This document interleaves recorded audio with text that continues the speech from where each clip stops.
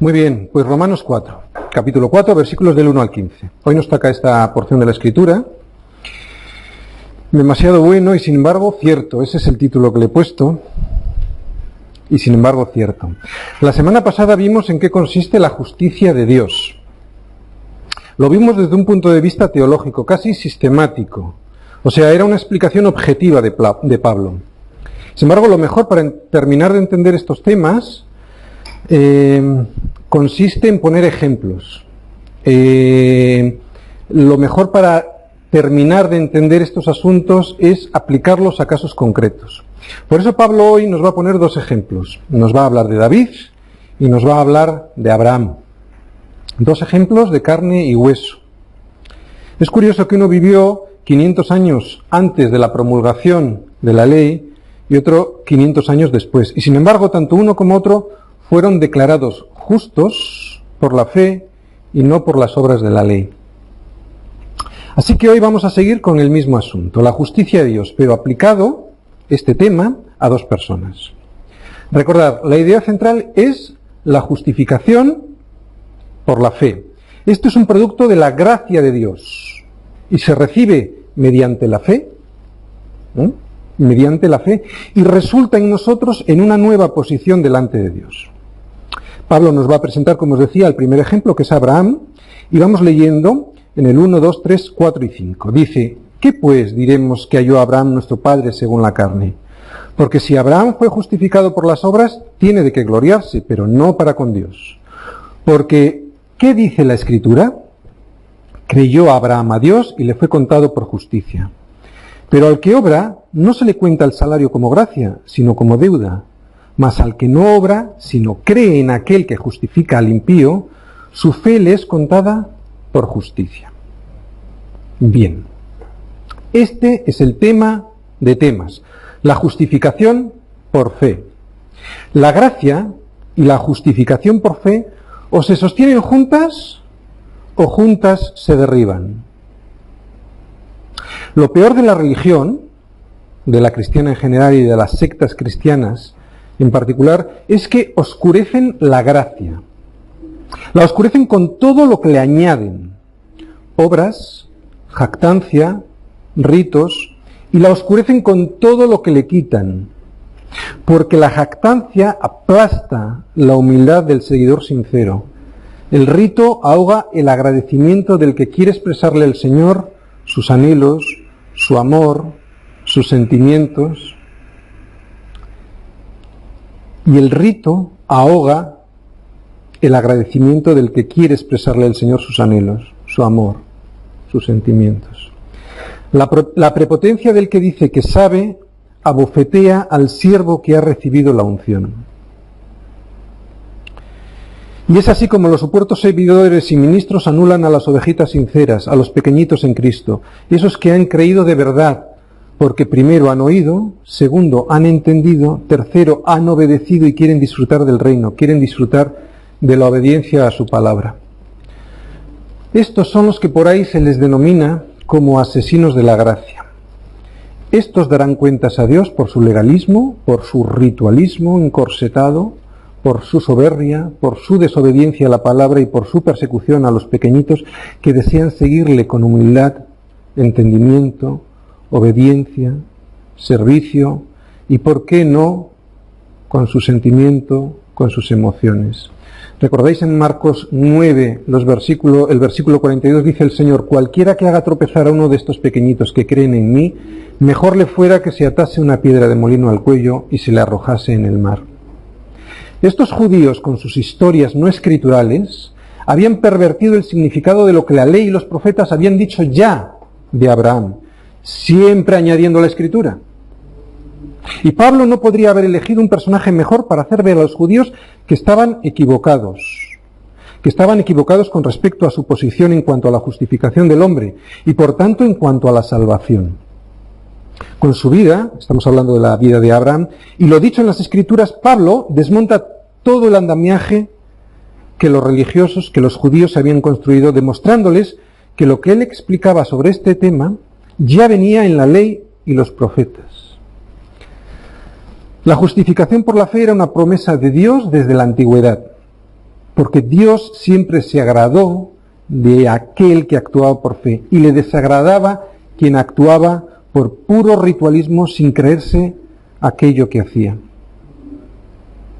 Es curioso que utilice el ejemplo de Abraham, porque Abraham es el personaje más destacado de todo el judaísmo, el patriarca, el padre de multitudes, de mucha gente, el personaje que con el simple nombre ya definía cuál era su misión. La promesa de Dios de Abraham, ¿cuál era? En él serían benditas todas las naciones, no solo los judíos. Esto es lo que el orgullo, la soberbia y el egoísmo producen en nosotros. Quedártelo todo para ti. Que alguien se quiera quedar con todas las bendiciones para él sin compartir nada y encima pretenda evitar que los demás den algo de lo que reciben es oficialismo religioso. Esto es peligrosísimo ritualismo, es egoísmo y evita que la gracia fluya. Recordar siempre, Dios al final a estos los desecha, así que no te conviertas en uno de ellos, ni permitas tampoco que anulen la gracia que Dios te otorga. Comparte y deja compartir. Dios nos ha dado a todos sus hijos algo para los demás. Por lo tanto, en Abraham, en ese nombre mismo incluía la promesa para ti y para mí, no solo para los judíos. Los judíos pretendían quedárselo todo ellos. Pues en ese nombre estaba incluida la promesa, no solo para los judíos, sino para ti y para mí. En la época de Pablo, de Abraham se decía algo muy diferente de lo que la Escritura habla de él. Fijaros, en Génesis 15:6 dice, y creyó a Jehová y le fue contado por justicia. Los judíos pervirtieron el entendimiento correcto de este pasaje y se basaba en muchos textos apócrifos que decían que Abraham, Isaac y Jacob no tenían que arrepentirse porque nunca habían transgredido la ley de Dios. Vamos a leer dos textos apócrifos en los que los judíos se basaban. Hay uno que se llama Oración de Manasés 8 y dice así: por eso tú, oh Dios, Dios de los justos, no has establecido el arrepentimiento para los justos, para Abraham, Isaac y Jacob, que no pecaron contra ti, sino que has establecido el arrepentimiento para mí, que soy pecador. Y en el libro de los Jubileos, es un libro escrito en el siglo II a.C., bastante después de Abraham, dice, Abraham fue perfecto en todas sus obras para con el Señor y agradable en justicia todos los días de su vida. Y la Escritura no decía nada de eso. ¿Sabéis? Esto ocurre también hoy en día. La gente cierra la Biblia y comienza a exponer sus ideas acerca de Dios, muchas veces basadas en la cultura que les rodea, pero sin sujetarse a la ortodoxia de la Escritura. Abraham vivía en Ur de los Caldeos y todo el proceso de decadencia que hemos visto, que hemos estudiado en Romanos 1, se había dado ya en los primeros tiempos. Así que Abraham vivía como un pagano, al igual que sus compatriotas. ¿Por qué Dios escogió a Abraham? Pues no lo sé. Al igual que a ti y a mí, por el puro afecto de su voluntad. Y la Biblia está llena de esta doctrina, desde Génesis hasta Apocalipsis, pero algún día la abordaremos, ahora no vamos a entrar en ello. Dios en su soberanía tenía un plan perfecto, maravilloso para Abraham, y todas las naciones que en él serían. Vamos a ir empezando viendo versículo por versículo esta porción de la Escritura. Recordar, estamos en Romanos 4 y vamos a empezar por el versículo 1. Y leemos. ¿Qué pues diremos que halló Abraham nuestro padre según la carne? Fue el padre humano del primer pacto de Dios con su pueblo escogido. Toda la raza hebrea proviene de Abraham. Abraham es el primer y más importante patriarca hebreo. Vivió más de 500 años antes de que el antiguo pacto fuera establecido a través de Moisés. Por lo tanto, él vivió mucho antes de que la ley fuera dada y obviamente no se pudo haber salvado por obedecerla. ¿Qué halló o qué descubrió Abraham en lo que respecta a la carne? La respuesta que veremos es que no fue bendecido ni justificado por méritos físicos, sino por la fe. Versículo 2 dice, Porque si Abraham fue justificado por las obras, tiene de qué gloriarse, pero no para con Dios. O sea que si Abraham tuviera de qué gloriarse por ser un buen hombre, desde luego no sería delante de Dios. Eso es lo que nos dice este versículo. Porque si Abraham fue justificado por las obras, tiene de qué gloriarse, pero no para con Dios. Es curioso que si tienes de qué jactarte por tus ritos, por tu religión, por tu espiritualidad, no será posible que lo hagas delante de Dios. El propósito número 1 de la justificación por la fe es darle la gloria a Él. Las obras enorgullecen a aquel que las hace, no a Dios. Pero la fe, que es un don de Dios, solo le da la gloria a Él. Versículo 3. Porque, ¿qué dice la Escritura? Pablo siempre tan bíblico. Él ha de ser un ejemplo de cómo seguir a Cristo, siempre preguntándose, ¿qué dice la Escritura? Lo que me están contando, lo que me están diciendo, ¿concuerda con lo que el Señor me está hablando a través de la Escritura o está conformado por la cultura que me rodea? Y entonces, aunque parece muy piadoso y humanista, en realidad es perverso porque no es lo que Dios tiene para los creyentes, para los que le siguen de verdad a través de su palabra. Hagamos como los de Berea, que miraban cada día si eso que Pablo y Silas les decían venían en las Escrituras. Mirad, hay muchos temas que hoy a los cristianos bíblicos nos avergüenzan en gran manera.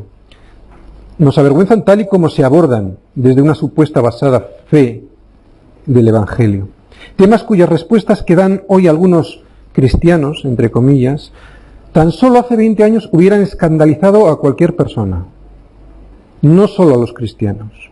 Y es que ahora, como es muy progre, como es muy moderno opinar como una supuesta mayoría, y para que no piensen que yo soy rarito, pues opino como ellos, y así me dejan en paz, y además me dicen, mira, estos cristianos, qué enrollados que son. Esta es otra, que en realidad es una minoría, que convence a una mayoría, diciéndoles que son minoría, para que así se pasen a la supuesta mayoría. Encima eso. Nos vamos dejando convencer de cosas inverosímiles, de cosas que nos avergonzarían hace poco tiempo, pero no nos engañemos, tenemos nosotros la culpa. Dejamos la Escritura y entonces la conciencia, esa que Dios nos ha puesto, que nos ha dado como señal de alarma, se va cauterizando y termina por no sonar. Además nos conviene, porque así nosotros tenemos la justificación de hacer lo que nos dé la gana, sin estar compelidos por el Evangelio a dejar nuestras miserias. Y es entonces cuando Dios va dejando que nos deslicemos, que nos vayamos de morros, a nosotros y a nuestros hijos. En Romanos 1:26 hemos visto, por esto Dios los entregó a pasiones vergonzosas, pero no fue Dios, fuimos nosotros, por nuestra propia concupiscencia. Y todo esto por abandonar lo que Pablo nos dice en el versículo 3. Porque, ¿qué dice la Escritura? No el psicólogo, no el sociólogo, no el político, no la sociedad, no la televisión, no mis amigos que parecen muy majos. ¿Qué dice la Escritura? La Escritura es necesaria, pero además suficiente. Esto quiere decir, lo de la suficiencia de la Escritura quiere decir que no es necesario que vayamos fuera de ella a encontrar soluciones a nuestros problemas. Como aquel pastor que te lleva a un psicólogo para arreglar tus problemas matrimoniales en vez de llevarte a Cristo. La Escritura es necesaria y además suficiente. Sigue diciendo, creyó Abraham a Dios y le fue contado por justicia. Esto, como hemos dicho antes, viene en Génesis 15:6 y la primera palabra que vemos en esta segunda parte es creyó. Creer es el primer paso hacia una relación de confianza, de cariño, de amor, de provisión, de sustento, de amistad que te hace que te sientas confiado. Si no crees, no tienes una relación con nadie. Abraham no solo creyó en Dios, sino, como nos dice Pablo, creyó a Dios, que es muy diferente. Si solo crees que Cristo murió en la cruz y pagó por tus pecados y resucitó y te quedas ahí, pues no has hecho mucho. Creer no es una garantía de nada. Crees en Dios, bien haces. Los demonios también creen y tiemblan. Eso viene en Santiago 2:19. ¿Dónde está la diferencia entre estos dos tipos de creyentes? La diferencia está en confiar, en obedecer a quien dices que confías. Abraham fue constituido un amigo de Dios, una vez que confió y obedeció, no en Dios, sino al testimonio de Dios. Por lo tanto, la meta en nuestra vida ha de ser lo mismo que Abraham, en ser constituidos en amigos de Dios. O sea, tener una relación personal, una relación de amor, de confianza. Dice que creyó y le fue contado. Contado, esta palabra logizomai en griego, que significa tomar en cuenta, poner en la cuenta de alguien, acreditar a alguien. Mirar, cuando alguien teóricamente me desacredita, significa que me quita aquella confianza, aquella provisión que me mantenía frente a los demás. Pero solo teóricamente, porque si el que me desacredita no tiene ningún crédito, de nada le vale. Pero aquí quien me acredita no es cualquiera, es Dios, el que tiene todo el crédito y al que nadie osará rechistar en aquel día. Cuando Abraham nació, lo mismo que tú y que yo, estaba, igual que tú y que yo, en números rojos, con una tremenda deuda delante de Dios. Cuando Jesús dice que el que tiene el Hijo tiene la vida y el que rehúsa creer en el Hijo no tiene la vida, sino que la ira de Dios está sobre él, lo que me está diciendo Dios es que en el momento que creo en el Hijo, la cuenta con la que nací, que estaba en números rojos, desaparece. Porque quien me acredita es Dios. Me imputa su justicia. No me dice que me la pone a cero, sino que la llena de sus números, con mayúsculas, sus números, su justicia. ¿Te imaginas que el banco hiciese eso contigo? Creyó Abraham a Dios y le fue acreditado, vamos a cambiar la palabra, que significa exactamente lo mismo, por justicia.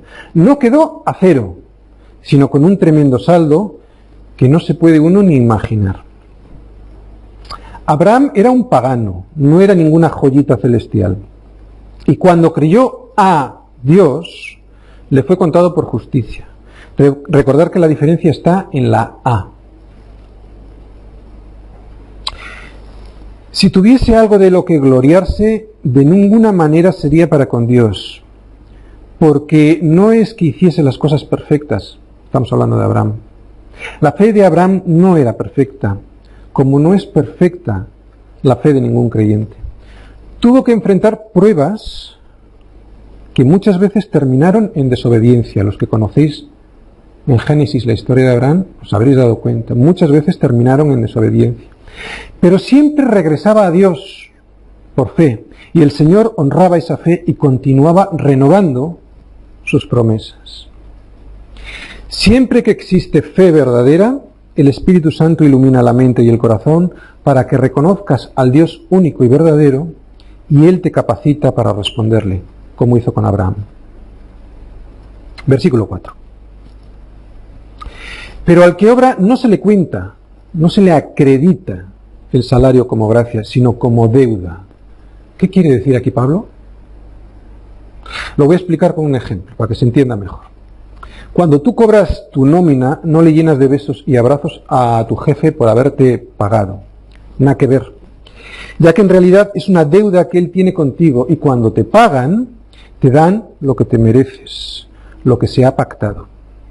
Por eso cuando por nuestras obras pensamos que entramos en una buena relación con Dios, lo único que hace a Dios, estas obras, lo único que le hace a Dios es deudor tuyo.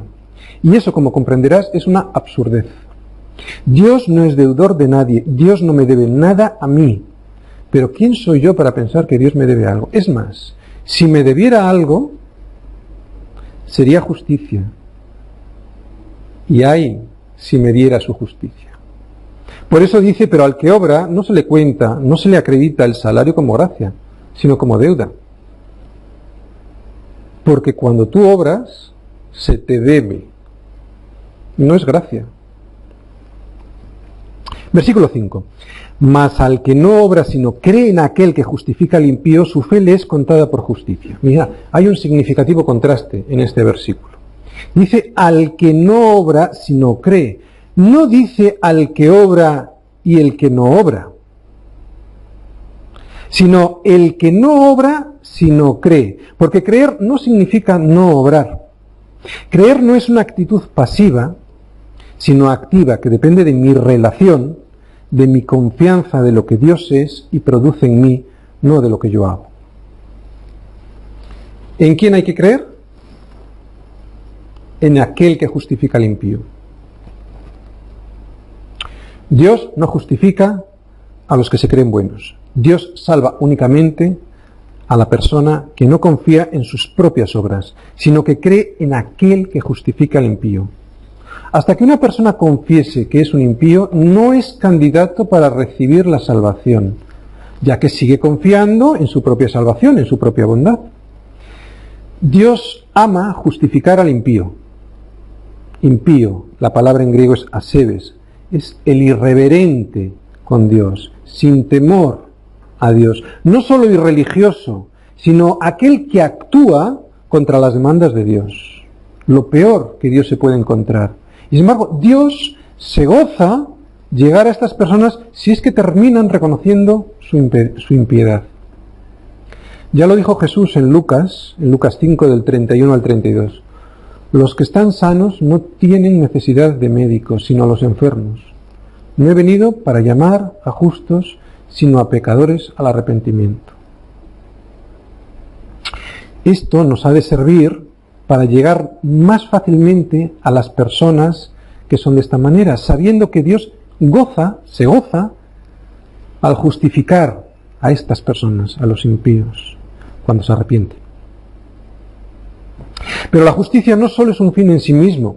Atención, no nos podemos quedar con apropiarnos con la justicia de Dios, ya que ha de interiorizarse, generando confianza en Dios y también esperanza, y produce cambio. Si no produce cambio en tu vida, pues es que no has dejado al médico actuar. De una misma fuente no puede salir agua dulce y amarga, como nos dice en Santiago 3, versículo 11. Ahora nos va a hablar de David, versículo 6. Como también David habla de la bienaventuranza del hombre a quien Dios atribuye justicia sin obras. David, el rey más grande de Israel, se le atribuye justicia sin obras, lo mismo que antes con Abraham. El 7 y el 8 dice, diciendo, bienaventurados aquellos cuyas iniquidades no son perdonadas, son perdonadas y cuyos pecados son cubiertos. Versículo 8, bienaventurado el varón a quien el Señor no inculpa de pecado. Aquí se está refiriendo Pablo al Salmo 32. Vamos al Salmo 32. Salmo 32. Bienaventurado aquel cuya transgresión ha sido perdonada y cubierto su pecado. Bienaventurado el hombre a quien el Señor no culpa de iniquidad. Bienaventurado, Macarios, feliz el hombre a quien el Señor no culpa de iniquidad y en cuyo espíritu no hay engaño. Fijaros aquí lo que le pasaba a David cuando no confesaba. Mientras callé, se envejecieron mis huesos, en mi gemir todo el día, porque de día y de noche se agravó sobre mí tu mano. Se volvió mi verdor en sequedades de verano. Sin embargo, ya en el versículo 5 dice, mi pecado te declaré y no encubrí mi iniquidad. Dije, confesaré mis transgresiones al Señor, y tú perdonaste la maldad de mi pecado. David entendió perfectamente en qué consistía la gracia de Dios. En el 51, en el Salmo 51 que vamos a leer también ahora, Es un salmo de David después de que Natán le confrontó con su adulterio con Betsabé y el homicidio de Urías, su marido. Vamos al Salmo 51. Dice: ten piedad de mí, oh Dios, conforme a tu misericordia. Conforme a la multitud de tus piedades, borra mis rebeliones. Lávame más y más de mi maldad y límpiame de mi pecado. Porque yo reconozco mis rebeliones y mi pecado está siempre delante de mí. Fijaros cómo se confiesa, dice en el 4, contra ti solo he pecado. El pecado solo es contra Dios. Aunque tiene consecuencias contra los demás, se peca contra el Señor. Y David lo entiende perfectamente. Por eso dice, contra ti solo he pecado. Y he hecho lo malo delante de tus ojos, para que seas reconocido justo en tu palabra y tenido por puro en tu juicio. Abraham fue justificado únicamente por fe. David fue justificado únicamente por fe. Y todo creyente antes y después de ellos ha sido justificado únicamente por fe. La fe de un pecador es aceptada en su gracia y le es contada como justicia por causa de Cristo. Versículo 9. ¿Es pues esta bienaventuranza solamente, de esto de lo que estaba hablando el Salmo, esta bienaventuranza solamente para los de la circuncisión o también para los de la incircuncisión? Porque decimos que a Abraham le fue contado la fe por justicia. Pablo se anticipó a la pregunta que los judíos le harían. Entonces, ¿por qué exigió Dios la circuncisión de Abraham y de todos sus descendientes? Mirad, la mayoría de los judíos en la época del Nuevo Testamento estaban convencidos de que la circuncisión no solo era una marca que los separaba de los demás hombres, que los separaba como pueblo escogido por Dios, sino que también era el medio por el cual llegaban a ser aceptables para Dios. Ellos pensaban que su seguridad eterna estaba basada en este rito. Pero Pablo les dice, aquí y en más cartas, por ejemplo en la de los Filipenses, vamos a Filipenses 3 del 2 al 3.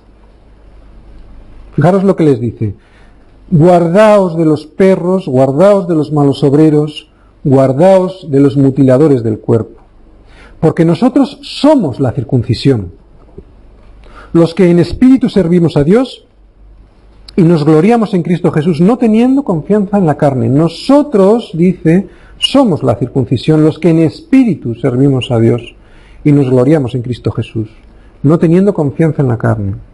También algo parecido les dice a la iglesia en Galacia, en Gálatas 5, del 1 al 4, les dice: estad, pues, firmes en la libertad con que Cristo nos hizo libres, y no estéis otra vez sujetos al yugo de la esclavitud.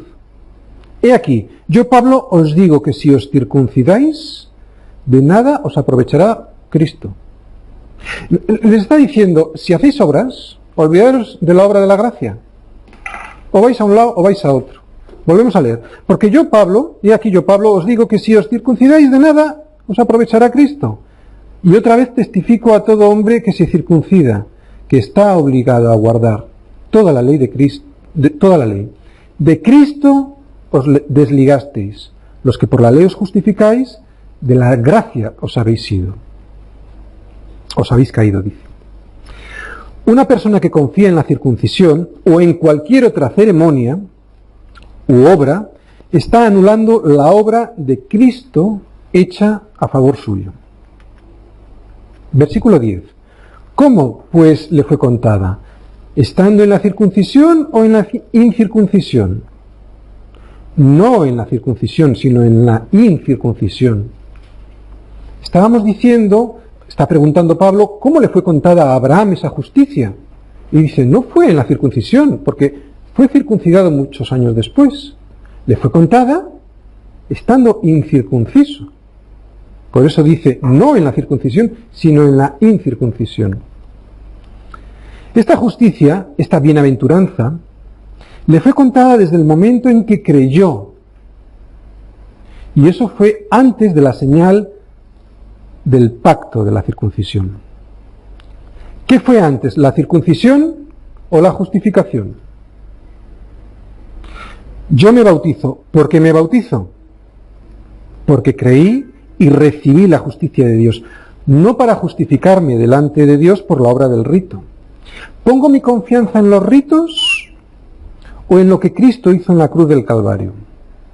Confiar en los ritos es negar la obra de Cristo, es decirle a Dios que eso que hizo no fue suficiente para mí. Así que cuando llegue a tu presencia, me lo debes, Señor, me lo debes, me debes la nómina. Versículo 11. Y recibió la circuncisión como señal, como sello de la justicia de la fe, que tuvo estando aún incircunciso, para que fuese padre de todos los creyentes no circuncidados, a fin de que también a ellos les sea contada por justicia. Nos está hablando a nosotros.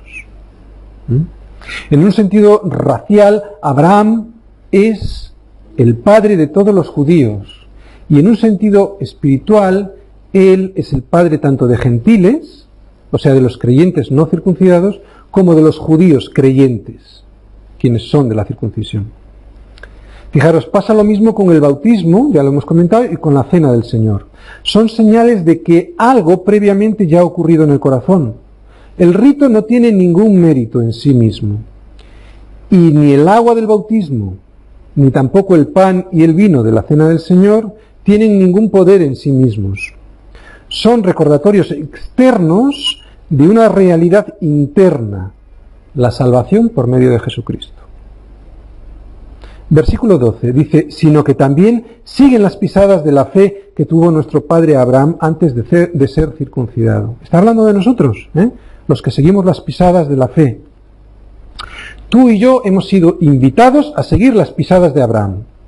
Abraham fue llamado amigo de Dios, y tú y yo estamos llamados a desarrollar una amistad íntima con Dios a través de Jesucristo. Porque hay un solo Dios y un solo mediador entre Dios y los hombres. Jesucristo, hombre. Primera de Timoteo 2:5. Versículo 13. Porque no por la ley fue dada a Abraham o a su descendencia la promesa de que sería heredero del mundo, sino por la justicia de la fe. Aquí había una doble bendición. Primero, multitud de descendencia, se le dijo a Abraham.